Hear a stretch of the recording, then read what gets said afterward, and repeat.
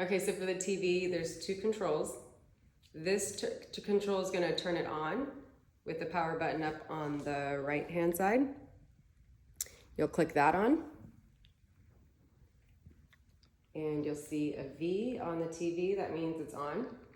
And then you're gonna push the menu button on the Apple stick to bring up the Netflix. And if you go all the way back, you'll see